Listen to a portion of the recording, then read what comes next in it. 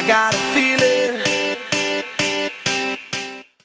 Olá, o programa David Orley Café Virtual recebe hoje Eduardo Pandolfo, que está participando da Academia de Líderes, curso para o Programa de Desenvolvimento Gestor da ACIL, que pretende com isto qualificar e propiciar a qualificação para os profissionais do Vale do Taquari.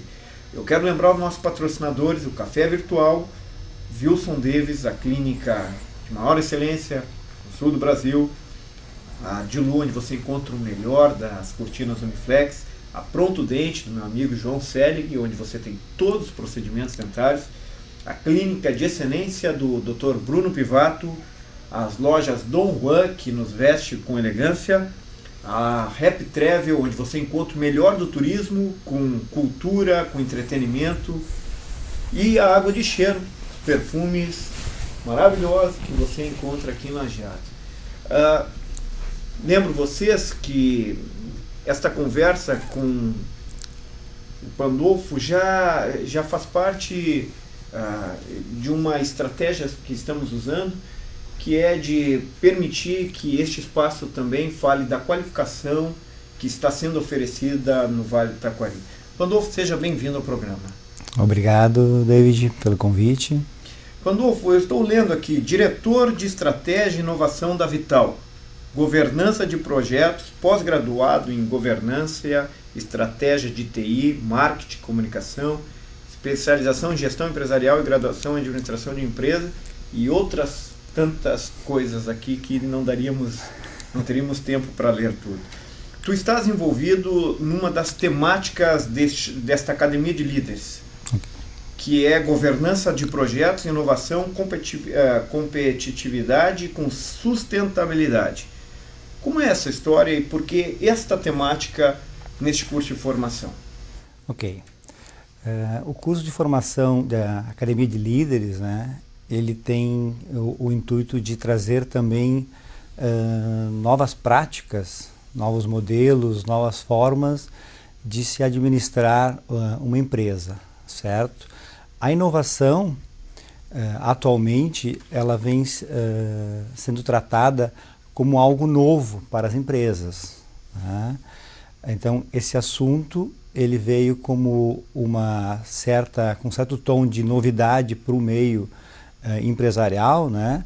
Apesar de as empresas conseguirem fazer inovação, elas trabalham a inovação dentro da sua gestão, apenas algumas não têm ainda a clara noção de que estão fazendo isso. Então, o curso ele tem o intuito, né, de mostrar para as empresas os conceitos de inovação, como as empresas estão trabalhando isto e alertar, né, de alguma forma os empresários de que eles fazem inovação, de que eles são inovadores. Apenas eles não estão conseguindo discernir, né, o que é uma melhoria, por exemplo, e o que é algo inovador para o seu negócio. Qual é a diferença, para o nosso telespectador entender, qual é a diferença entre melhoria e inovação?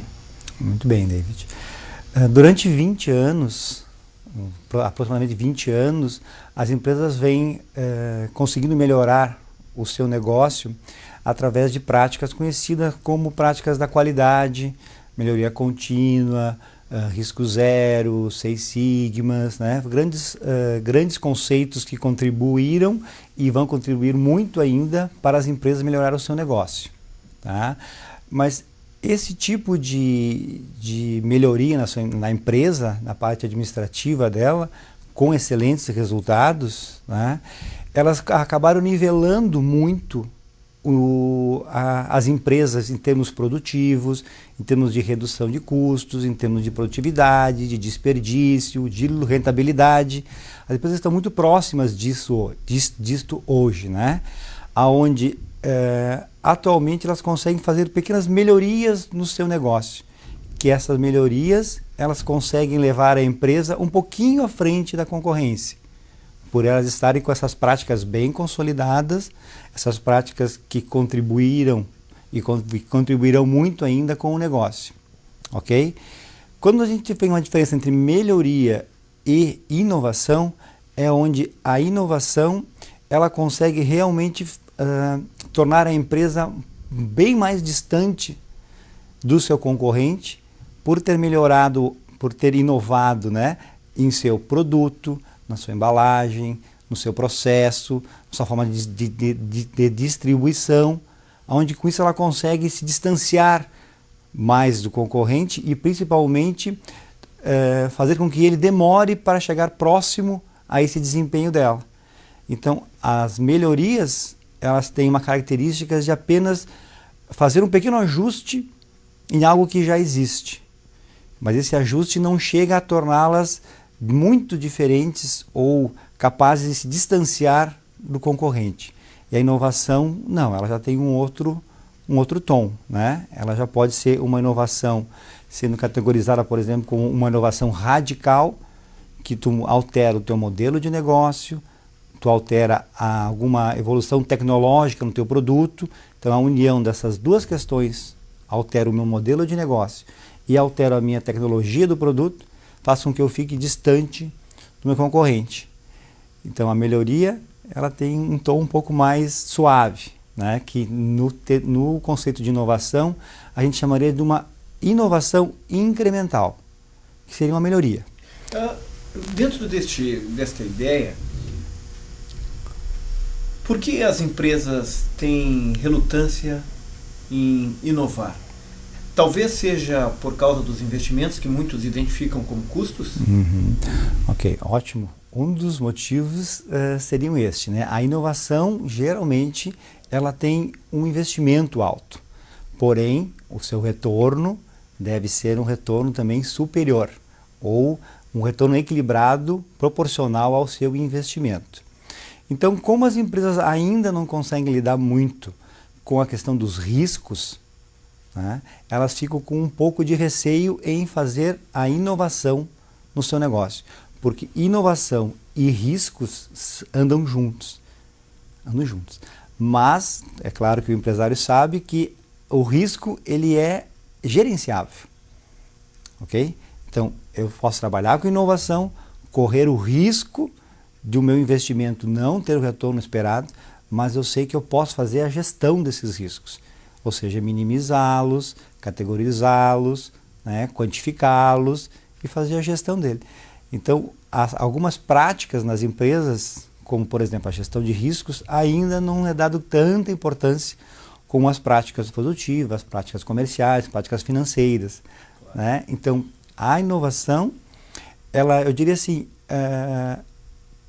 os empresários que vêm inovando bastante também aqui no Vale do Taquari, né, eles começam a perceber que além da questão do investimento alto, eles também precisam de pessoas qualificadas para trabalhar com a inovação. Era a pergunta que eu te faria agora, Eduardo Pandolfo, porque quando falamos em inovação, diferentemente de falarmos de melhorias, nós estamos falando de capacidade, de competência, de inteligência. É uma coisa essencial, né? Nós não podemos inovar sem estas condições. Talvez este também seja um dos empecilhos, impasses para a inovação? Ok, muito bem. Sim, seria. Eu diria que um dos desafios da inovação, né, seria a questão da capacidade das pessoas pensarem de forma inovadora e de conseguirem atuar em projetos de inovação. Ou seja, um profissional, seja ele diretor, ou gestor, líder, ou mesmo um pessoal do nível hierárquico um pouco abaixo, ele tem que entender que é diferente ele atuar num projeto de inovação do que atuar num projeto de melhoria. O projeto de melhoria, ele tem aquela coisa um pouco mais estruturada. Ou seja, é aquela questão do custo homem, né? Desperdício zero, processo definido, lógica de passo a passo, num projeto de melhoria. Num projeto de inovação não existe isso. Existem as palavras incerteza, risco, como tu citaste, às vezes caos, né? Movimentos que a gente chama orgânicos, ou seja, não existe lógica muito nisto. Né? Tem uma frase do Einstein que diz: se você ouvir alguma ideia e ela não for imediatamente para ti absurda essa ideia, não leve ela adiante. Então, é uma forma de pensar, como tu citaste, diferente. Tem que visualizar uma oportunidade como se ela fosse uma inovação. Se tu visualizar ela como fosse uma melhoria, tu vai tratar ela e ter o retorno dessa ideia como uma melhoria. Mas se tu pensares como uma inovação e envolver as pessoas certas, as inteligências certas nesta ideia, ela pode se tornar algo inovador e que traga resultado para a empresa, que é um pré-requisito da inovação, trazer resultado. Né? A inovação que não traz resultado não é inovação, ela é uma invenção. Então, um dos grandes desafios das empresas seria uma parte das pessoas, tanto de lideranças, né, como das pessoas que atuam mais um nível hierárquico um pouco mais baixo com inovação. São situações desconfortáveis, são reuniões mais desconfortáveis, né? É preciso que se questione a opinião da outra pessoa de forma mais veemente, né? Que se traga pessoas de outros departamentos, que traga pessoas de fora, se traga professores de universidades, doutores, mestres, que se envolvam nos projetos, órgãos públicos, que se envolvam no projeto alguém de forma virtual que está lá na Índia. Então o contexto, o ambiente para a inovação, ele é um pouco mais tumultuado, mais gerenciável, né? Esta questão da inovação, estou pensando aqui, primeiro eu lembro Platão. Platão dizia que nós precisávamos nos acomodar e que nós precisávamos duvidar e às vezes até desconstruir, para que nós pudéssemos alcançar um conhecimento mais pleno. A inovação tem a ver com isso, com um conhecimento que é novo e que os outros ainda não detêm e não têm. Tratando desta questão, uma empresa, para ser inovadora, ela precisa ser em toda a sua organicidade ou poderíamos departamentalizar? Determinadas áreas seriam inovadoras enquanto outras tratariam de melhorias. Sim, podemos ter os três casos, né? Áreas trabalhando na parte da melhoria, área trabalhando a inovação, e podemos ter isso como um todo, a empresa num todo enxergando a inovação e enxergando melhoria. Quer dizer o que com isso? Existe um nível de maturidade das empresas para a inovação. Por exemplo, geralmente numa indústria, a inovação começa pela área de engenharia. Geralmente. É ali que a gente consegue, né, como um trabalho de melhoria numa empresa, de colocar uma nova forma de gestão nela, iniciar o trabalho na engenharia do produto. Certo? Porém, se a empresa como um todo não está pensando de forma inovadora, esse produto da engenharia ele pode esbarrar lá na área de logística. Ele pode ter problemas na área financeira da empresa, se a empresa não tem uma cultura da inovação como um todo. Mas a gente sugere para empresas que querem entrar na inovação que elas comecem por departamentos. Né? Ali já começa a instigar a inovação. Porém, se a alta direção não compra a ideia da inovação, não cria uma cultura interna da inovação, mesmo sendo numa pequena área, fica difícil dessa área levar adiante essa ideia, entende? Porque a inovação corre na horizontal na empresa, ela não corre num departamento, ela corre na horizontal. Ela precisa de várias inteligências da empresa para ajudar com que essa inovação tenha resultados. Eu acho que é mais do que essencial que gestores não sejam reacionários. Não fiquem ali lutando por coisas consolidadas, achando que bastou. Nós vivemos num mundo de mudanças e de transformações, né, de inovações constantes. Tu achas então que um espírito livre, um espírito inquiridor, um espírito de busca e de interesse pelo novo é essencial para qualquer gestor hoje em dia? Sim. As empresas atualmente, no processo de seleção, recrutamento de seus profissionais em qualquer nível, se a empresa tem a cultura inovadora nela, ela vai verificar o quanto essa pessoa tem capacidade de inovar em seu departamento. Então, se ela fosse, por exemplo, um assistente da área de vendas, esse quesito de essa pessoa que eu estou entrevistando, ela tem o potencial para me ajudar na inovação da minha empresa, além de outros requisitos normais. Eu vou contratar um diretor de vendas. Esse diretor de vendas, ele tem alguma habilidade para a inovação? Será que ele vai conseguir ampliar a inovação no meu negócio? ele tem esse pensamento, ele tem esse comportamento, ele consegue visualizar algo inovador para o meu negócio. Então as empresas estão, digo, sim, se preocupando com isso. Se o perfil da pessoa, além dos normais, tem essa questão da inovação. Eduardo, depois do intervalo, eu gostaria que tu conversasse conosco, explicando melhor a governança desses projetos de inovação. Ótimo, tá certo? ok. E a água de cheiro, onde você encontra perfumes para ficar cheiroso, perfumado. A gente conversa hoje com Eduardo Pandolfo, que trata na Escola de Líderes, promovido pela CIL, sobre governança de projetos, inovação, competitividade e sustentabilidade. Falávamos no primeiro bloco sobre a questão da inovação, Eduardo. Eu gostaria que tu explicasse melhor para nós agora esta questão da governança de projetos de inovação. Ok. Dentro de uma estrutura organizacional, né, mais conhecida como um organograma de uma empresa, né, é difícil ainda encontrarmos assim um departamento, um setor, uma área e até um cargo, por exemplo, de diretor de inovação. Isso ainda é um pouco raro, né? Então, como as empresas estão se estruturando para trabalhar com os projetos de inovação? Tá? Elas estão criando o que a gente chama de escritórios de projetos de inovação. Dentro, por exemplo, voltando à questão da engenharia, né? Dentro de uma área de engenharia, eu tenho vários projetos de desenvolvimento. Tá? Só que esses projetos, eles são liderados, eles são feito o gerenciamento deles através de um escritório de projetos, onde esse escritório tem uma metodologia para conseguir gerenciar desde a criação da ideia até a entrega dessa ideia como um produto. Então as empresas estão trabalhando com o que chama-se mais na linguajar de PMO, né, que é uma oficina de gerenciamento de projetos, escritório de projetos, onde existe uma metodologia que eu consigo visualizar desde a criação da ideia até a entrega disto como um produto. Uma empresa um pouco mais madura, ela consegue tirar esse escritório de projeto de uma área de engenharia, por exemplo, e colocar isso como sendo um departamento, um setor da empresa. Ou seja, todas as ideias da minha empresa, seja ideias vindas da área de vendas, da área de engenharia, da área financeira, qualquer ideia que surja numa empresa, cai nesse escritório de projetos. Então, ele acaba criando uma unidade, um departamento que gerencia todas as ideias da minha empresa.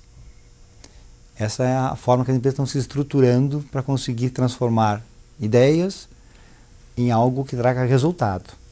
O exercício da governança destas inovações, não só tratando da questão de gestão do próprio projeto inovador, mas da manutenção deste projeto inovador, se consolida como uma dificuldade? Não, porque esse escritório de projetos, ele visualiza, como eu falei, desde a ideia até a entrega do produto, certo? Mas ele tem toda uma metodologia que ele consegue fazer um controle dos passos da execução desse projeto, e também ele consegue monitorar o pós-projeto, ou seja, se o projeto gerou um produto novo, qual foi o resultado que o produto qual o resultado que esse produto está trazendo para a empresa. Quando tu cria um projeto, tu tem um objetivo para ele. Por exemplo, colocar esse produto no mercado Y e trazer um retorno para a empresa X. A construção da ideia até o projeto tem uma metodologia que se estende a medir o resultado deste produto para o negócio após ele estar no mercado. Existe uma diferença entre o projeto e o produto do projeto. São coisas distintas, né? O projeto tem fim e nem sempre o resultado dele, que é um produto, tem fim. Ele pode continuar perpetuando por anos, né? Quando tu pensas e tu fazes um projeto para inovação e aí tu preparas todo um elemento que esta governança para o projeto, a inovação já precisa estar agindo, há necessidade, obviamente, de um tempo de maturação, um tempo de estudo para que se possa exercer esta inovação. A pergunta que te faço: como identificar o tempo, a maturação dentro de um projeto de inovação? Bom, existe sempre uma preocupação nos projetos de inovação com o resultado que esse projeto trará para a empresa. Então, a questão da inteligência, que a gente chama mercadológica, é fundamental para isso. Ou seja, o quanto esse meu projeto precisa estar logo no mercado, essa minha ideia precisa estar no mercado, seja um produto, seja um processo novo, seja uma ideia de uma nova maneira de atender o cliente, quando ela deve estar no mercado. Esse tempo não é mais a empresa que diz, eu vou fazer esse projeto em 2 meses. É o mercado que regula isso. Então, se eu tenho dentro da empresa uma inteligência de mercado que consegue me dizer, se eu tiver essa nova forma de atender o cliente antes do meu concorrente, uma velocidade maior, melhor que a dele, esse resultado será menor. Será maior. Ou seja, o tempo de maturação não é a empresa que determina, é o mercado. A inovação, ela tem um ponto muito positivo, uma âncora muito grande na questão da inteligência de mercado. Ou seja, como o mercado está se comportando, em que velocidade ele está se movimentando. A gente brinca assim, né, que os projetos de inovação eles são como uma bicicleta. Né? Se tu para, a tendência é que tu se desequilibre. Então ele tem que estar andando. E a velocidade que ele anda não é a velocidade que a empresa quer, a velocidade que o mercado pede para ele. Então existe um processo de prototipação, por exemplo, de um produto num ambiente de inovação. Mas se eu não tenho muito tempo de fazer essa prototipação e colocar no mercado para testar esse produto, eu preciso fazer alguns atalhos. E esses atalhos são os riscos também. Porque eu não estou medindo, não estou fazendo um protótipo, não estou testando no mercado, não estou fazendo uma pesquisa desse produto no mercado para ver se vai dar resultado ou não e tem que botar no mercado. Talvez não seja esse um dos grandes equívocos ou grandes problemas de alguns que dizem que tentativas foram frustrantes? Se tu está se referindo à questão de não estar entendendo o mercado, sim. A tentativa frustrante dele foi porque ele não estava com uma visão correta, uma leitura correta do mercado. Então ele demorou para colocar o produto. Por exemplo, algumas empresas conseguem incentivos do governo para fazer um projeto. Então elas conseguem fomentos, né, do governo, tem N formas de conseguir isso, mas no tempo de ela construir esse produto e colocar no mercado, mesmo obtendo o recurso do governo, às vezes a fundo perdido até, né, esse tempo de colocar no mercado é muito lento. Então ela acha que ela ganhou, por exemplo, conseguiu num projeto de inovação 500 mil, 2 milhões do governo, isso foi bom para a empresa dela, isso pode ter sido um problema para ela, porque ela colocou tempo, pessoas que poderiam estar fazendo outras atividades num projeto que foi muito lento para se colocar no mercado e ter resultado. E não pode acontecer o contrário, por exemplo, num projeto de inovação, você lançar no mercado determinado produto e este produto ainda não estar pronto ou não estar dentro da necessidade regulada por este próprio mercado e de repente tu acabares perdendo porque outra empresa acaba por copiar essa tua inovação que não estava tão inovada assim, talvez? Sim. É claro que uma das preocupações sempre é o mercado, é o concorrente e o consumidor, não é? Isso é muito comum, né? Na área de design, por exemplo, né? Das empresas estarem fazendo algum estudo de um produto, né? Estão ainda prototipando ele, estão ainda consultando a rede de representantes, e o produto já está no mercado quando elas percebem, né? Então a questão da pesquisa, a questão do sigilo, né? A questão dessa engenharia toda da inovação estar também dentro de um escritório de projetos, onde ali fiquem as informações e não vazem, por exemplo, lá para o mercado, né? Faz parte da metodologia de gerenciamento de projetos de inovação. Né? São cuidados que é preciso ter. Uma outra questão, Eduardo, qual a periodicidade inovadora de uma empresa? Por exemplo, ela inovou tal produto. Quando inovar novamente? As pessoas talvez estejam perguntando isso de forma muito clara. Quando inovar novamente? Eu lancei um produto. Quando lançar um novo produto? Ok. Existem categorias de inovação, né? Então não caberia aqui assim explicá-las, né? Mas, por exemplo, existem inovações estratégicas e tecnológicas. Isso, inovações radicais, semi-radicais em modelo de negócio, semi-radicais tecnológicas e incrementais.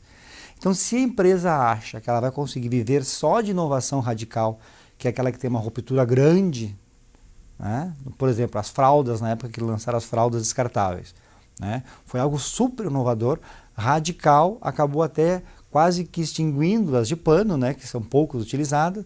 Então foi uma inovação muito radical. Se ela pensa que ela vai conseguir sobreviver só de inovações desse tipo, né? Diria assim que ela estaria iludida. Né? É difícil uma empresa ter dinheiro e bancar tantos riscos com inovações tão radicais assim. Então é preciso que ela tenha um equilíbrio disso.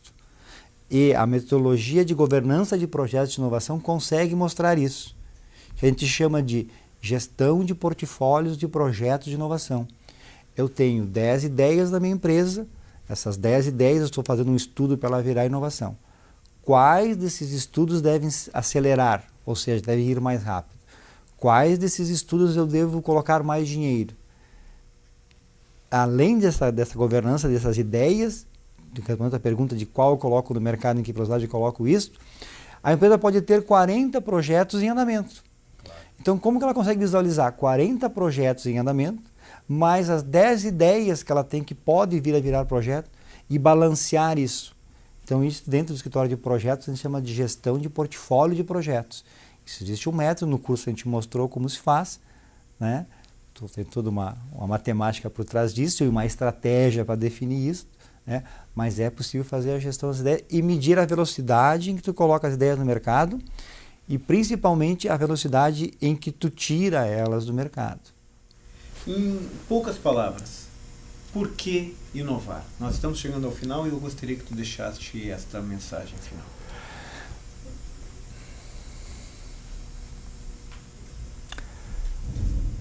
A inovação, ela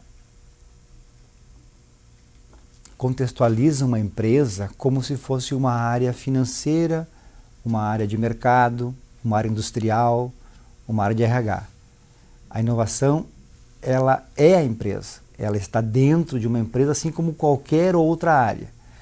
Se esta inovação faz parte do negócio, assim como qualidade, assim como o departamento pessoal, área contábil e fiscal, por que eu não inovaria? Se ela é um negócio. A inovação, ela é um negócio. As empresas teriam dificuldade de competir no mercado se elas não conseguissem pensar e trabalhar de forma inovadora. A inovação, ela é a empresa, assim como qualquer outra área da empresa é. Eu considero assim, é simples demais. A inovação é algo simples, as empresas já fazem, praticam, algumas não sabem. Eduardo Pandolfo, eu te agradeço. Obrigado. Parabéns pelo teu trabalho. Obrigado. Eu acho que tem contribuído muito para os empresários e para os gestores. E eu quero lembrar ao nosso telespectador do próximo painel, do próximo curso que haverá, que será no dia 3 de nove, entre em contato com a Sil, Liderança com Inteligência Emocional com ferramentas da PNL com o instrutor Wilson Calero. Vai valer a pena também. Muito obrigado, sucesso na tua caminhada e ficamos por aqui, até o próximo.